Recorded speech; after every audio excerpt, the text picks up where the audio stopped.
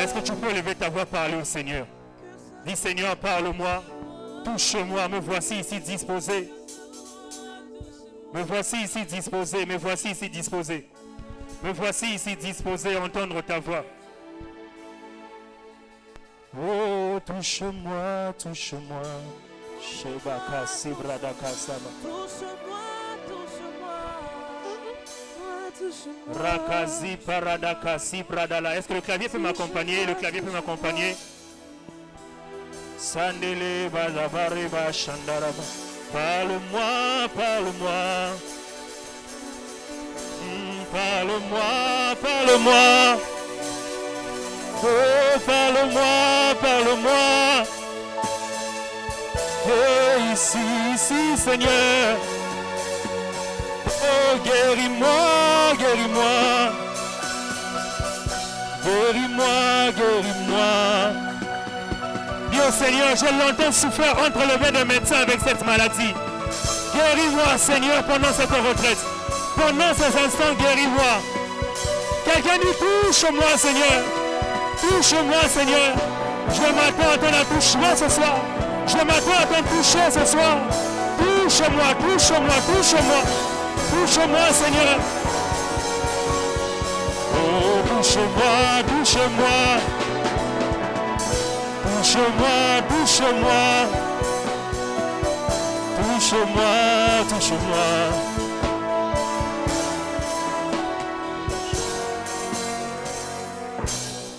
Jérémie chapitre 23, c'est...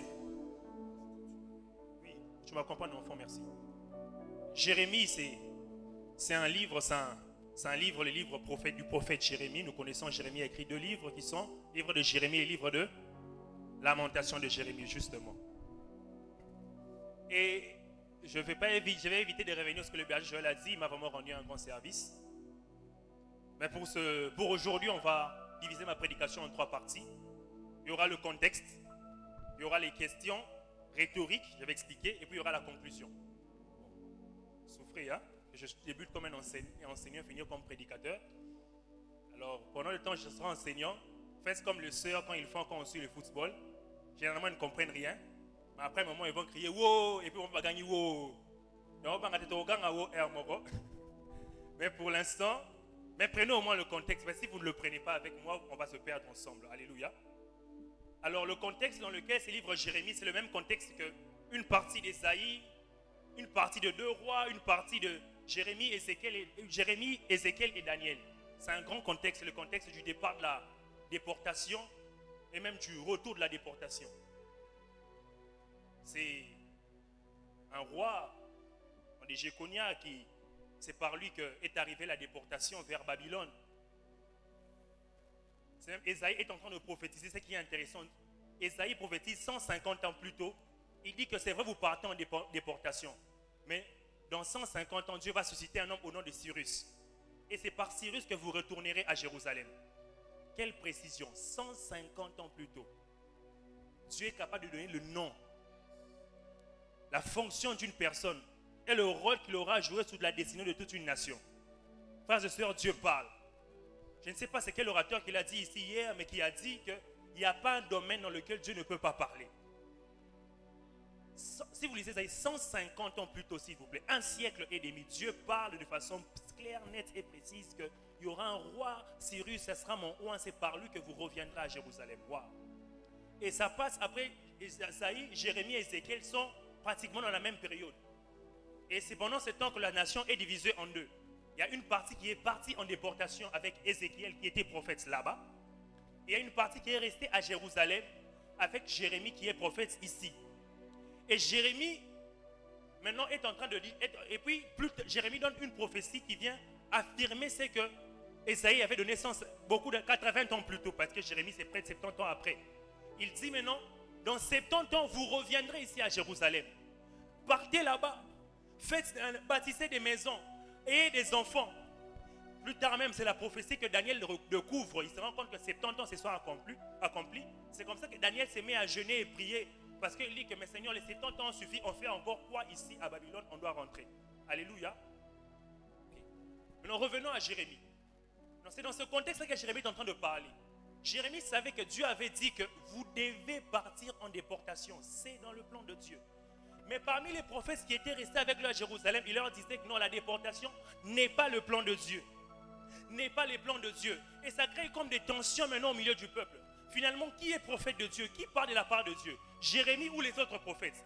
Entre Jérémie qui nous dit partez en déportation et les autres prophètes qui disent restez ici. Finalement, qui dit vrai? Qui devons-nous croire? Seigneur, qui devons-nous croire entre les paroles que toi tu as prononcées et les réalités qu'on connaît, on rencontre chaque jour dans nos familles? Qui devons-nous croire? Qui devons-nous croire, Seigneur? Entre ce que j'ai entendu à la retraite 2022 et ce que j'ai vécu dans l'année 2022, qui dois-je croire? C'est quoi ce contexte dans lequel tu me mets? C'est le contexte dans lequel se trouvaient les enfants d'Israël. Ils avaient deux réalités qui semblaient s'opposer. Finalement, devons-nous accepter la déportation ou la refuser? Qu'est-ce qui prouve que ce qui vient de l'autre est vrai et ce qui vient de l'autre est faux? Quelles sont les bases sur lesquelles on doit s'appuyer pour croire en l'un et refuser l'autre? C'est autour de ça qu'on va tourner ce soir. Est-ce que vous êtes avec moi? C'est midi, pardon. Et le livre de Jérémie s'intéresse quand même dans quelque chose de bizarre. Jérémie 1:10, écoutez ce que Dieu est en train de dire à Jérémie. Regarde, je te donne en ce jour l'autorité sur les nations et sur le royaume pour déraciner, pour démolir, pour faire disparaître, pour raser, mais aussi pour bâtir et pour planter. Dieu donne une mission à Jérémie, mais dans sa mission, il y a 4 verbes qui font penser à la destruction et seulement 2 qui font penser à la construction. 4 verbes qui font penser à la perte et seulement 2 qui font penser au gain.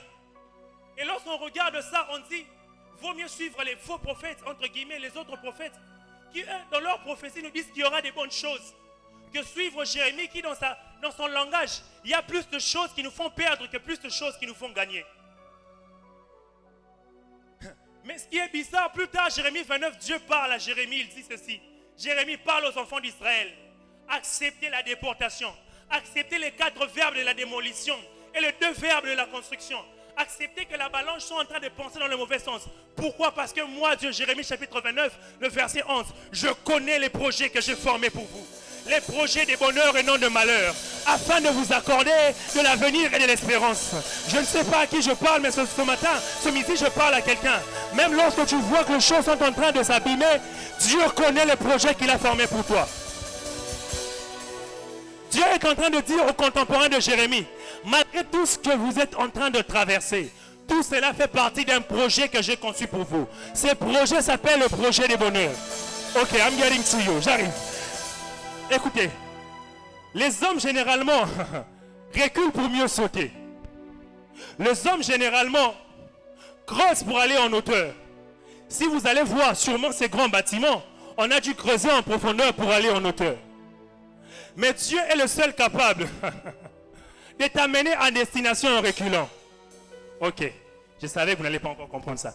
Dieu est le seul capable de te faire descendre, mais pour te mener plus haut. En réalité, les hommes aiment prendre de l'élan pour aller plus loin. Mais Dieu est le seul qui, lorsqu'il te fait reculer, tu penses que tu prends de l'élan. Mais lorsque tu ouvres les yeux, tu te rends compte que tu es arrivé. Ok. Pendant que tu me dis pas Amen, j'entends toute la création qui me dit Amen. Dans Genèse chapitre 1er, la Bible conclut Genèse 1er dit ceci. C'est ainsi que Dieu créa la terre et le ciel et toute son armée. C'est ainsi que Dieu fit les choses. Mais lorsque j'étudie le livre de Genèse 1er, je me rends compte que Dieu a agi de façon bizarre. Au commencement, Dieu créait le ciel et la terre. La terre était informe et vide. Et Dieu dit quoi? Que la lumière? Que la lumière? Et la lumière fut. Ce fut le premier jour. Il y a un matin, il y a un soir, ce fut le premier jour. Mais après, qu'est-ce qui se passe? Dieu dit qu'il y a une étendue qui sépare les eaux de dessus et les eaux d'en dessous. Dieu, pour créer, qu'est-ce qu'il fait? Il sépare. Si j'étais les eaux, je serais choqué. Je dirais, Seigneur, pourquoi tu me sépares? Mais aujourd'hui, lorsque je regarde le firmament, je regarde la mer, je dis quelle beauté. Dieu est le seul capable de créer en séparant. Certaines séparations que Dieu amène dans ta vie, c'est parce que Dieu est en train de créer quelque chose de beau.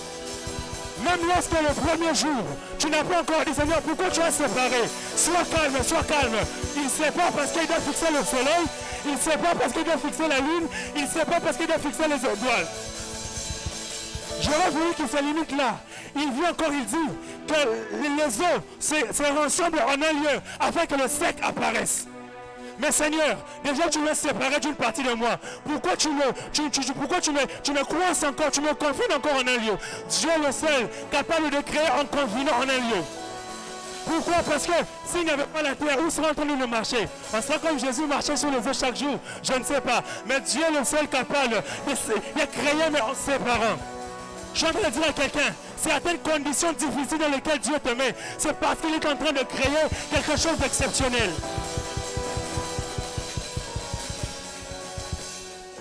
I'm getting through. Pendant que tu hésites encore à me dire Amen, il y a un homme qui m'écrit très fort Amen. Cet homme s'appelle Joseph. Joseph n'a connu que solitude et solitude. Quelque chose de bizarre. Joseph est pris par ses frères, jeté dans une citerne. Il est laissé seul. Mais bien, nous sommes encore dans la contrée. Mes frères sont encore là. Du reste, il y a un qui avait pensé que lorsqu'ils seront rentrés, il viendra me libérer plus tard. Cool, super, c'est bien. Je suis encore dans la famille. Mais après, quelque chose se passe. On le vend chez les Galaïdites et les Maniadites et aussi les Ismaélites. Ils sont ses cousins, les descendants d'Abraham. C'est bien, je suis toujours dans la contrée. Mais après, tous ces gens-là, les Ismaélites, les Maniadites, le prennent, ils les vendent en Égypte. Il est allé plus loin. Mais c'est bien, je suis quand même chez Potiphar. Mais Dieu va encore plus loin. Il quitte chez Potiphar vers la prison. Il a quitté la famille, les cousins, un pays étranger. Alors qu'il commençait à avoir de l'assurance, il va encore en prison. Il n'a fait que descendre, reculer. Mais un jour, il s'est réveillé, il était chez les pharaons. Oh my God. Dieu l'a fait reculer. Mais lorsqu'il s'est éveillé, il s'est rendu compte qu'il était chez les pharaons. Frères et sœurs, je disais que Dieu peut créer en ses parents. Il y a un texte qui montre la terre encore de la création, c'est Adam. Adam, c'est Dieu. Adam a regardé la création. Il s'est rendu compte qu'il était seul. Il n'y avait rien qui avait plu. Après avoir nommé tous les animaux, Dieu lui a dit dors. Pendant qu'il s'est endormi, Dieu a pris une côte. Si j'étais Adam, j'allais me plaindre de ma côte. Seigneur, la côte fait mal. Mais lorsqu'il sait qu'Adam ne savait pas, lorsqu'il allait se réveiller, il n'aurait plus le temps de se plaindre de sa côte. Parce que ce qu'il aurait devant lui, ce sera un résultat exceptionnel. Il aurait dit, voici cette fois-ci. Oh mon Dieu. Je ne sais pas à qui je parle ce matin. Je suis en train de dire à quelqu'un, cette douleur-là, tu n'auras plus le temps de la constater. Parce que c'est le résultat qui se présentera devant toi. Les résultats qui se présenteront devant toi te feront oublier toutes les douleurs passées. Pendant que tu me dis pas toujours Amen, Dieu lui-même me dit Amen. Je disais que Dieu lui-même me dit Amen. Non, je disais que Dieu lui-même me dit Amen. Et il me ramène en Philippiens chapitre 2. Il dit Jésus, lequel existant en forme de Dieu, n'a pas regardé cela. Dieu lui-même me dit Amen. Il dit qu'il est descendu. Il est devenu comme un simple homme. J'aurais voulu qu'il reste un simple homme. Il est devenu malédiction en mourant jusqu'à la croix. Et la Bible déclare, c'est pourquoi Dieu l'a souverainement élevé et lui a donné le nom au-dessus de tout nom, afin qu'au nom de Jésus, tout genou fléchisse, toute langue confesse que Jésus-Christ est Seigneur à la gloire de Dieu le Père. Il a quitté son statut haut, il est descendu. Mais lorsqu'on a ouvert les yeux, le résultat c'est qu'il était au-dessus de tous. Je ne sais pas à qui je parle. Peut-être que depuis 2 ans, 3 ans, 4 ans, tu dis Seigneur, 2019, j'étais là à ma compagne à la retraite. 2020, j'étais à Ukraine à la retraite. 2021, nous étions encore à Ukraine à la retraite. 2022, nous étions ici à Chaumba. 2023, nous sommes ici à Chaumba. En quoi c'est différent? Dieu me dit, il peut créer en séparant, il peut créer en retirant. Je ne sais pas à qui je parle. Tu n'as connu que larmes, tu n'as connu que disette, tu n'as connu que souffrance. Dieu de la génération Joël Kitamo, le Dieu qu'on invoque ici en ces lieux. Shadevour.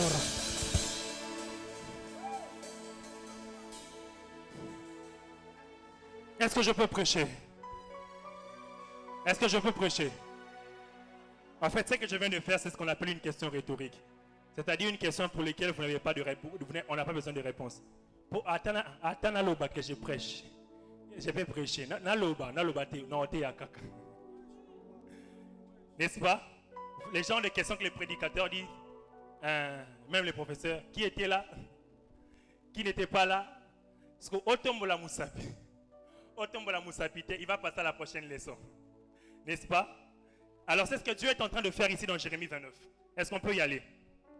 Il pose quelques séries de questions auxquelles quand même on va essayer de répondre. Et puis on va conclure. Vous êtes prêts? Verset 18. Bon, là je repasse à l'enseignant. Qui donc a assisté au conseil de l'Éternel pour pouvoir écouter sa parole? Qui a prêté l'oreille à sa parole et qui l'a entendu? Je reprends. Qui donc a assisté au conseil de l'Éternel pour pouvoir écouter sa parole? Qui a prêté l'oreille à sa parole et qui l'a entendu? Le verset 20, il dit, vous comprenez dans la suite de temps. En fait, à chaque fois que Dieu rassemble ses enfants, c'est parce qu'il a des paroles à les annoncer. Il pose la question, il dit, qui donc a assisté au conseil éternel pour pouvoir écouter sa parole? Lorsque Dieu organise un conseil comme celui-ci, ce n'est pas pour que vous retourniez à vide. C'est pour que vous saisissiez quelque chose qui vient de lui. Alors ne quitte pas ce lieu sans que Dieu t'ait dit quelque chose. Pas forcément Dieu de cette chair. Même là, quand tu es en train de prier, Dieu peut te parler. Dieu peut s'adresser à toi individuellement.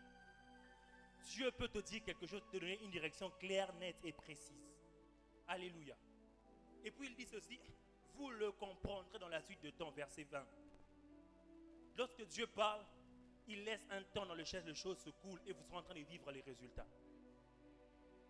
Lorsque Dieu parle, il a toujours fixé un temps où les choses qu'il a promises devaient s'accomplir. Même la prophétie sur le Christ qui a lutté pendant longtemps. Il y avait des cas que lorsque le temps fut accompli, Dieu a envoyé son fils naître d'une vierge sous la loi afin qu'il racheta tous ceux qui étaient sous la loi. Parce qu'il y a toujours un temps où Dieu, après avoir parlé, il finit toujours par accomplir sa parole. J'aimerais dire à quelqu'un, ces promesses-là, tu le verras et tu le comprendras dans la suite du temps. Ces choses-là, tu le verras et tu l'entendras dans la suite du temps. Alléluia. Verset 23 encore, il pose une autre question. Verset 23, il pose une autre question. J'aime beaucoup, en tout cas, j'aime beaucoup cette question. Dieu dit, ne suis-je pas le Dieu de près, dit l'Éternel. Ne suis-je que Dieu de près, dit l'Éternel. Ne suis-je pas aussi Dieu de loin? Quelqu'un se tiendra-t-il dans un lieu caché sans que je le voie, dit l'Éternel. Ne remplis-je pas moi le ciel et la terre, dit l'Éternel. Dieu est en train de poser une question, il dit, ne suis-je pas un Dieu de loin? Pourquoi vous pensez que je suis qu'un Dieu de près? Pourquoi vous pensez avoir de l'assurance seulement ici à Jérusalem? Vous ne voulez pas partir à Babylone où je vous envoie? Vous pensez que je suis moins Dieu là-bas qu'ici?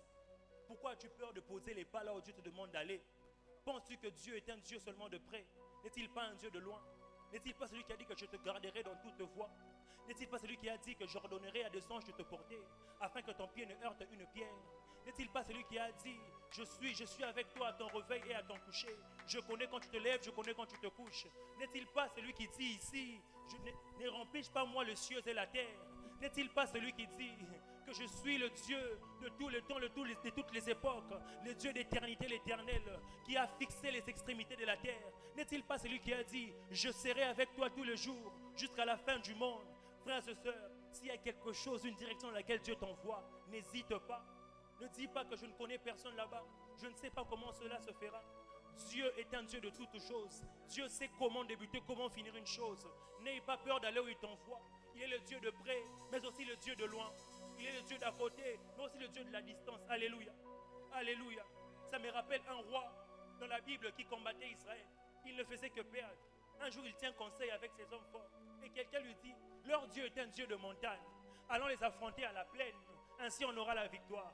Mais malheureusement pour lui, ils sont venus dans la plaine. Il a été battu à plat de couture. Parce qu'il n'y a pas un terrain où Dieu est moins fort. Il n'y a pas un terrain où Dieu est moins fort.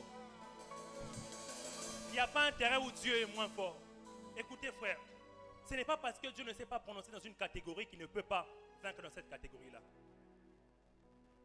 Ce n'est pas parce que Dieu ne sait pas prononcer quelque part qu'il n'est pas capable de faire cette chose-là dans ces quelque part-là. Je me rappelle d'une vieille publicité, peut-être les enfants de 2000 ne la connaîtront pas. Il y avait la publicité d'une lame de rasoir. C'était un boxeur qui le faisait. La lame de rasoir, moi, et lame de rasoir, il y a bien salé là. Salé là. Catégorie tailleur. Bref, il disait que cette lame de rasoir, n'importe quelle catégorie, c'est capable de te donner les résultats qu'il faut.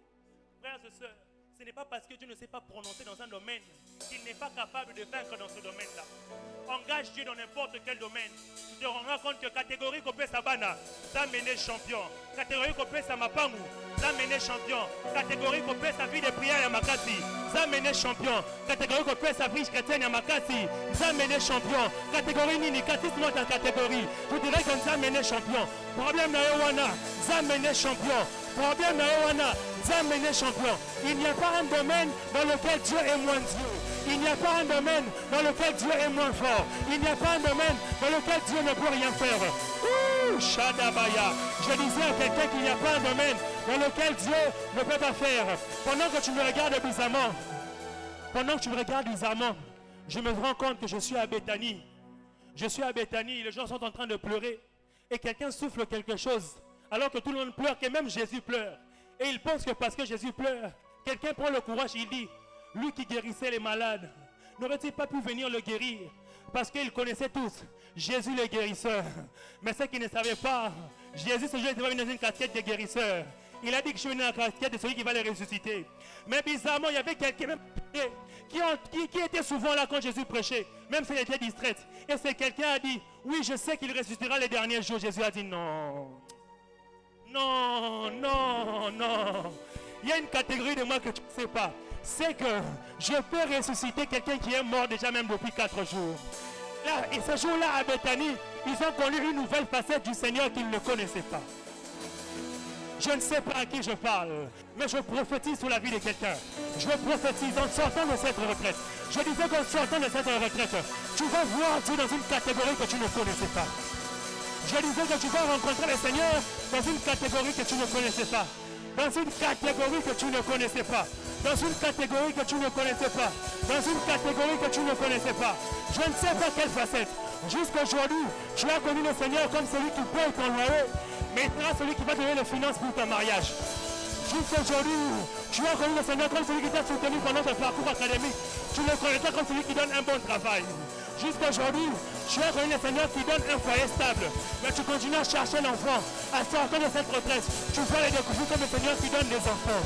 Jusqu'aujourd'hui, tu l'as connu comme le Seigneur qui t'a donné un emploi. Tu vas le connaître comme le Seigneur qui donne des promotions. I don't know who I'm talking today.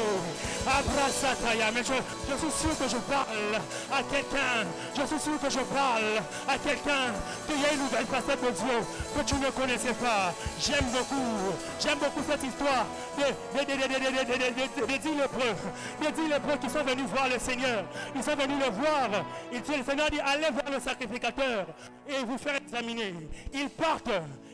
Et sur le chemin, ils se retrouvent tous être guéris. Mais un seul revient au Seigneur. Le Seigneur lui demande, mais où sont passés les 9 autres? Et puis Jésus le regarde et lui dit, toi va, ta foi t'a sauvé. Alors que les 9 premiers n'ont connu que les guérisseurs, l'autre a aussi connu le Sauveur. Laisse-moi te dire, il y a une facette du Seigneur que tu ne connais pas, que tu vas découvrir en sortant de cette retraite. Ah, je prie que tu sois comme le 10e lépreux qui était revenu et qui a reconnu, qui a découvert une nouvelle facette du Seigneur. Je me souviens des disciples sur la barque. Les disciples sur la barque étaient là. Ils connaissaient un grand Jésus. Mais lorsqu'il a calmé la tempête, ils ont dit, mais qui est donc celui-ci? Qui est donc celui-ci? Il vivait avec lui chaque jour. Il marchait avec lui chaque jour. Mais ce jour, ils ont dit, qui est donc celui-ci? À qui obéissent même les eaux et la tempête? J'aimerais te dire, au sein de la Rana chaque jour, au Vivana chaque jour, on a vu des prières en Makasi. Nous n'avons pas Pambolo en Makasi. Mais en sortant de cette retraite, qui est donc celui-ci? Qui est donc celui-ci qui peut faire de telles choses?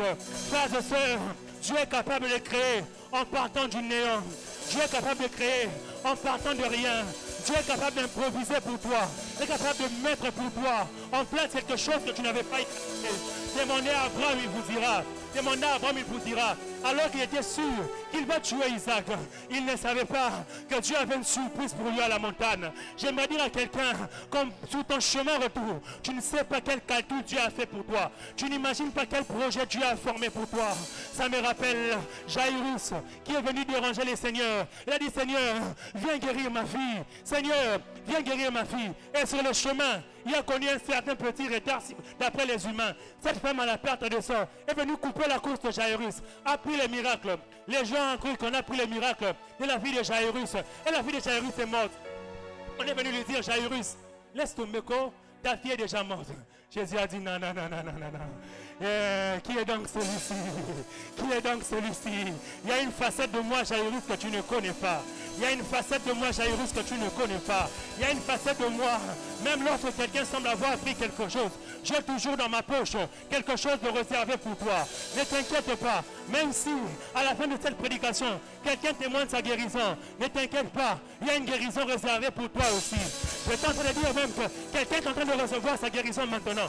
Même si pour toi ce n'est pas encore venu, attends dans quelques secondes, ça va aussi venir. Parce que tu as toujours quelque chose de réservé pour tout un chacun. Je le disais au début de ma prédication, le jour de la Pentecôte, ils étaient tous unis, en train de crier à Dieu. Mais lorsque l'exaucement est venu, chacun d'entre eux individuellement a reçu une flamme de feu sur sa tête. Ils ont prié ensemble, mais chacun avait sa portion. Mais chacun avait sa portion. J'aimerais dire à quelqu'un, tu as ta portion. Dis à ton voisin, j'ai ma portion. Dis à ton voisin, j'ai ma portion. J'ai ma portion. Dieu est capable du plus comme du moins. Il n'y a pas une catégorie dans laquelle Dieu ne peut pas. Ne peut pas. Toute catégorie nous a mené champion. Nous a mené champion. Il n'y a pas une catégorie. Ça me rappelle une histoire d'un homme qui avait un piano, un très beau piano, et son piano était abîmé. Il n'arrivait pas à jouer. Quand il jouait, ça faisait des fausses notes, Et pendant 10 ans comme ça, il souffrait. Il est allé de réparateur en réparateur. Personne n'a jamais su fixer son piano. Ça avait toujours les mêmes problèmes des fausses notes. Excusez-moi.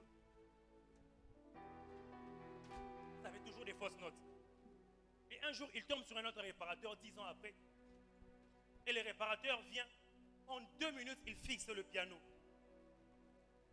Et puis il demande comment tu as fait. Le réparateur le regarde et il sourit. Les autres étaient les réparateurs du piano. Mais moi, je suis le concepteur de ces pianos. Voilà pourquoi ça ne m'a pris rien de temps pour le fixer. Pour fixer les problèmes.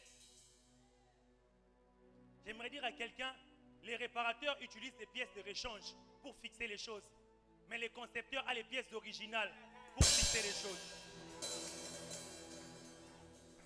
Peut-être ça traîne parce que tu as cherché des solutions ailleurs. Mais lorsque le concepteur, le créateur de toutes choses va venir fixer, ça ne prendra rien de temps. Ça ne prendra rien de temps. Job a vu toute sa vie être détruite dans tout Job. Mais en un rien de temps, la restitution est venue. Pourquoi? Parce que le créateur était venu fixer.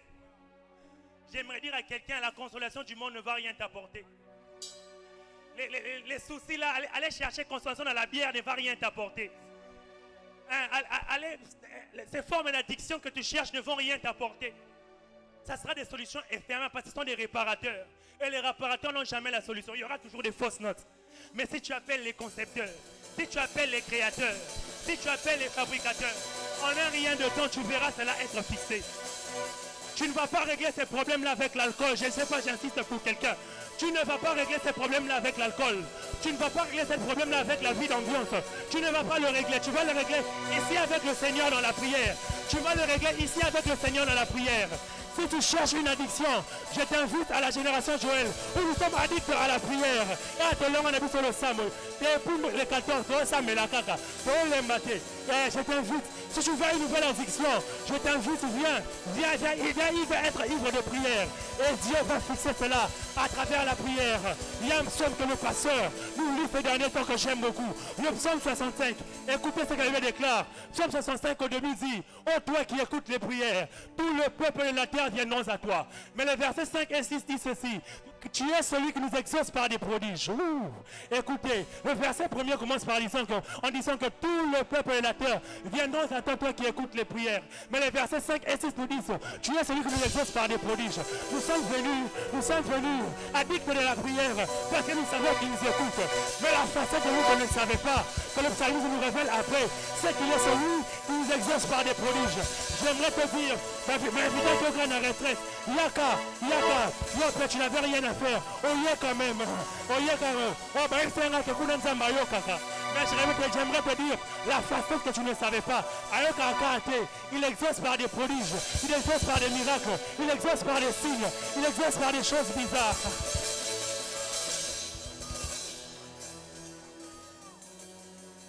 C'est ainsi que lorsque le Créateur entre en jeu, vous vous rendrez compte que, vous savez, le problème avec les réparateurs, c'est quoi? Les réparateurs, il y a un système d'adaptation. Il y a une pièce à soloter. Comme il n'a pas de pièces originales, il est chaque fois obligé d'adapter les pièces pour que ça puisse quand même fonctionner. Voilà pourquoi il y a toujours des tas, des erreurs dans leur skill.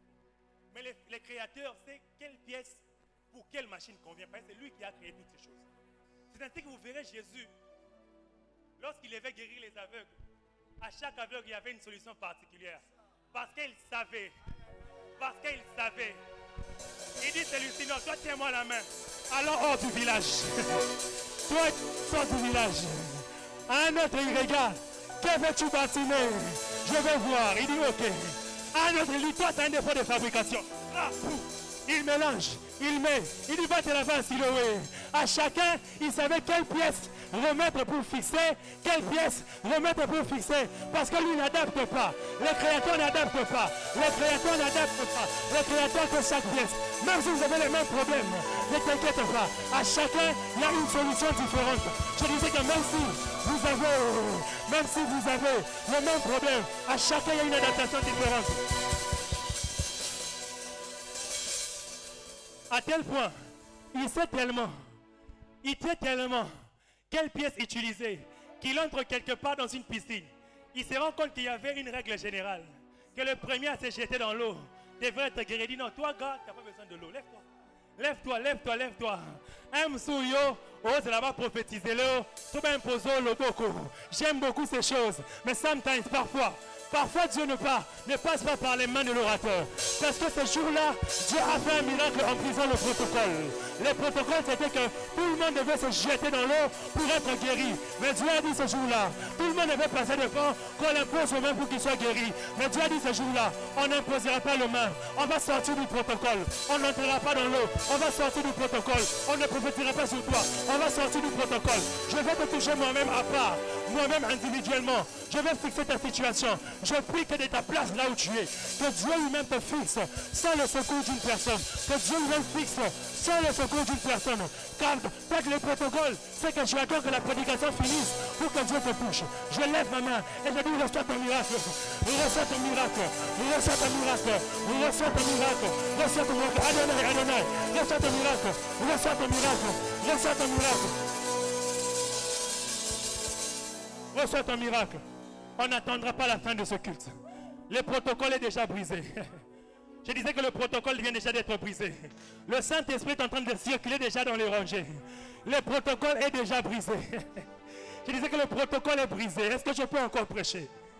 Quatrième question. Troisième question, verset 28. Dieu dit ceci. Que le prophète qui a reçu un songe, Adonai, que le prophète qui a reçu un songe raconte ce songe.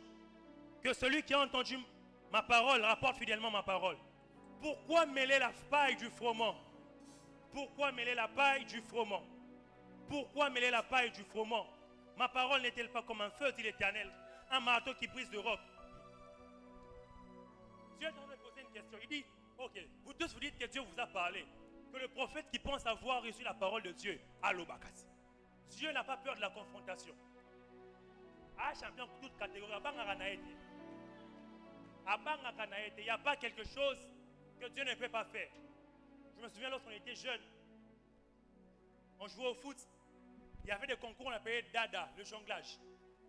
Alors il y avait un garçon qui était tellement bon, alors on procédait par élimination. C'est-à-dire on peut dire jusqu'à 10. On peut être à 20, à 30. Celui qui n'arrive pas à 10 est éliminé. Il faut faire au moins 10 ou plus pour passer. On avait un ami, lui, à Noyara, sur 50, 100, né à Yoko tournoi. Parce qu'il était tellement bon dans ça, il disait que si vous tirez dans 10, parfois c'est ça Dieu. Il sait qu'il est champion de toute catégorie. Quand vous êtes à 10, à 20, il ne va pas venir. C'est trop bas pour moi. Il dit que c'est trop bas. Il disait que c'est trop bas. Moi, il y a 100, 150, 200, et puis il gagnait toujours ce qui est bizarre. Dieu, c'est ça. Il dit, ok, ici ton père peut encore fixer. Je ne viendrai pas. Ici ton oncle là qui est riche peut encore fixer. Je ne viendrai pas. Ici les médecins peuvent encore fixer. Je ne viendrai pas. Quand on arrive à un niveau où les hommes disent, ah, il y a un peu qu'à la prière, hein. Je suis corps médical. Il nous arrive parfois, tu es entre le soin intensif. Tu regardes, tu dis, fera la prière. Hein? Il fera la prière. Et c'est pendant des moments comme ça que Dieu dit, ok, quand ils disent qu'il faut qu'à la prière, que Dieu entre en jeu, que Dieu entre en jeu parce qu'il est champion de toutes catégories. Et Dieu qui n'a pas peur de la confrontation est en train de parler maintenant, il dit ceci. Il dit, ok, prophète, vous avez des songes, vous avez des visions, quoi que vous avez parlé. Il dit, vous voulez mélanger la paille au froment. En fait, la paille et le froment, je vais aller rapidement pour vous expliquer. Les blés, mettre ma sang, lorsqu'on le sort du champ, généralement il y a des parties dont on n'a pas besoin. Les feuilles là qu'on enlève, c'est la paille. Ok? Et les froment, c'est les grains dont on a besoin pour la nourriture. Dieu dit, ma parole au fait, c'est comme les froment. Et la parole des faux prophètes, c'est comme la paille. Mais le problème avec vous, c'est que vous voulez tout mélanger. Ok, mélanger, ce n'est pas un problème. Mélanger, ce n'est pas un problème. Je dis, Seigneur, si on mélange, comment trouverons-nous la solution? Dieu me dit, Daddy, sois calme. Tu te souviens de Matthieu, chapitre 13. Je dis, oui, il y a une parabole qui est racontée là-bas. C'est que pendant que l'homme avait sémé, la nuit, l'ennemi aussi est venu s'aimer. La nuit, l'ennemi aussi est venu s'aimer. Mais Dieu a dit, soyez calme. Il y aura un temps où on prendra, on va se séparer. Et ce qui est de l'ennemi, on le mettra au feu. Voilà pourquoi il dit, ma parole est comme un feu pour brûler tous les froment. Mais ce qui est à moi, le froment, pour brûler la paille, pardon. Mais le froment sera gardé quelque part afin de nourrir plusieurs. Et je ne sais pas à qui je parle ce matin, mais je dis à quelqu'un que Dieu. Parce que je suis en train d'atterrir, s'il vous plaît. Que Dieu est capable,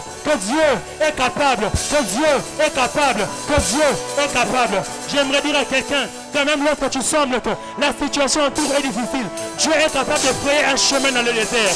Dans Ésaïe 40, verset 3, il dit, frayez-moi un chemin dans le désert. L'Éternel arrive vers vous, mais dans un chemin dans le désert. Même lorsque la situation autour est désertique, Dieu va passer par cela. S'il y a un chemin par lequel Dieu passera, c'est le chemin de la promesse. Ne t'inquiète pas du froment qu'il y a tout autour. Le feu de l'Éternel va tout consumer et ne va garder que le froment. Il dit ceci, il dit que ma parole est un marteau qui brise le roc. Dis à ton voisin, il brise le roc. La première des choses sur le roc, je vais en atterrissant. Le roc, c'est là où on ne prend pas racine. Souvenez-vous de cette parabole du semeur qui est sorti, il s'aimait. On dit qu'il y a les grains qui sont tombés là où il y avait le roc. Yes. Ça a poussé, mais ça n'a pas pu pousser longtemps parce que ça n'avait pas pris racine. Oh, mais Dieu dit que sa parole brise le roc. Dieu va briser tout système qui t'empêchait de prendre racine. Peut-être que tu sèmes, tu moissonnes, mais tu ne moissonnes pas suffisamment. Tu sèmes, tu récoltes, mais tu ne récoltes pas suffisamment. Tu vois que tes résultats ne sont pas proportionnels à tes efforts. C'est qu'il y avait un seul pierreux, mais Dieu dit que sa parole. Briser, ce n'est pas casser. Casser, c'est briser, mais on peut encore voir les composantes, comment c'était avant. Mais lorsque Dieu brise, il met en miettes, en morceaux, de sorte qu'on ne sait même plus remettre ensemble ce qui était ensemble avant. Dieu me dit qu'il ne va pas casser. Pour ce qui a cassé, on sortait encore son qui s'en est sous. Mais Dieu va briser. Deuxièmement, le roc peut être un obstacle. Même Jésus, pour ressusciter Lazare, a eu besoin qu'on enlève la pierre, qu'on enlève le roc. Dieu me dit, quel que soit l'obstacle qui s'est dressé devant toi, il va briser le roc afin que Lazare sorte directement. Le roc, avant-dernière chose, le roc sans le fondement. Luc chapitre 6. La Bible déclare, si quelqu'un veut bâtir une maison, il creuse en profondeur. Dès qu'il trouve le roc, il vient bâtir afin d'élever sa maison. Comme ça, lorsque l'orage va souffler, le vent va souffler, tout ça, sa maison va tenir ferme. Parce que cela est bâti sur le roc. Il y a des gens ici, je ne sais pas, vous avez l'impression que votre système familial, les choses sont bâties sur le roc. J'aimerais vous annoncer une bonne nouvelle, je peux vous annoncer la bonne nouvelle. Ce n'est pas moi, c'est Paul qui vous l'annonce. Paul vous dit ici dans 1 Corinthiens 3 qu'il a bâti un nouveau fondement, le fondement solide. Ce fondement s'appelle Jésus-Christ. Et chacun prendra garde de la façon dont il va bâtir. Il y a un nouveau fondement pour toi. Ce fondement s'appelle Jésus-Christ. Si quelqu'un est en Christ, les choses anciennes sont passées. Les choses anciennes sont passées. Et toutes choses sont devenues nouvelles. Ce n'est plus le fondement de la sorcellerie. C'est plus le fondement de la magie. C'est plus le fondement de l'occultisme. Le fondement s'appelle Jésus-Christ. Et dernière de choses, on va clôturer. Ouais, je vois les gens qui prient déjà parce qu'ils sont sensibles. Dernière de choses, on clôture vraiment. Écoutez, c'est du roc. Le roc est un endroit dur et sec, mais qui cache des sources d'eau. Je répète, le roc est un endroit dur et sec, mais qui cache des sources d'eau. Quel paradoxe! C'est dur, c'est sec, mais ça cache des sources d'eau. Ainsi, un homme au nom de Samson me dit Amen. Pourquoi il part en Corée? Il se bat avec les Philistins. Il dit un morceau, deux morceaux, j'ai tué plus de 1000 hommes. Mais il dit poussé par la soif. Est-ce que quelqu'un est poussé par la soif ce soir? Yes. Est-ce que quelqu'un a soif de Dieu ce soir? Samson cria à l'Éternel. C'est toi qui as accordé ces choses. C'est toi qui m'as permis de venir à cette retraite. Come on. Permettras-tu que je sorte d'ici? Permettras-tu que je sorte avec les mêmes problèmes? Il dit, j'ai battu ce Philistin par ta grâce. Mais est-ce que tu vas permettre au Seigneur? Est-ce que tu vas permettre au Seigneur que je meure encore par la soif?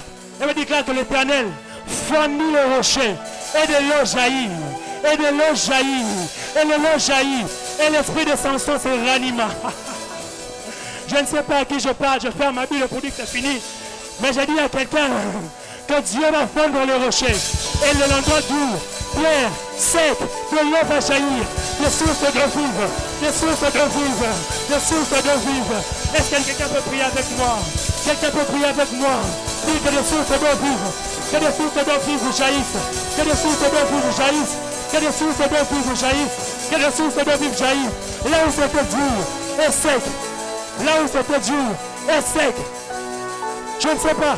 Si tu entends un miracle, viens devant, viens devant, viens devant. Viens devant, viens devant, viens devant, on va prier. Viens devant, on va prier, viens devant, on va prier. Rabababa, chakalaba. Rabeza prakata. Les sources d'eau vive. Les sources d'eau vive. Les sources d'eau vive. Les sources d'eau vive. Les sources d'eau vive. Les sources d'eau vive.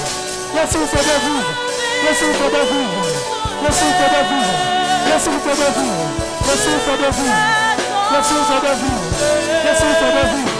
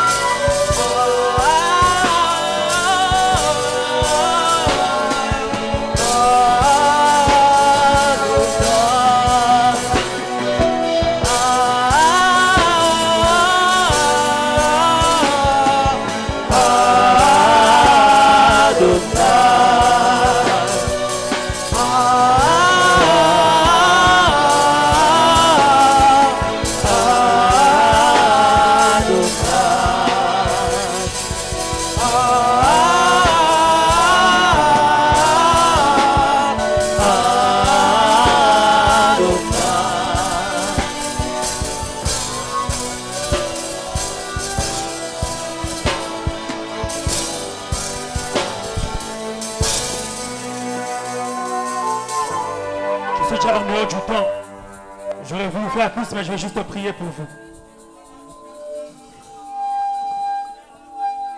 Vu que sa parole est un feu, je vais invoquer la parole dans sa dimension de feu premièrement.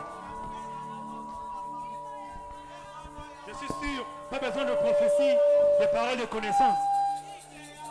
C'est un fait évident. Il y a beaucoup de gens ici en ces lieux qui ont des promesses du Seigneur, qui est comme du froment, mais malheureusement c'est mélangé à la paille. Tout et tout, il y a des circonstances qui semblent témoigner le contraire.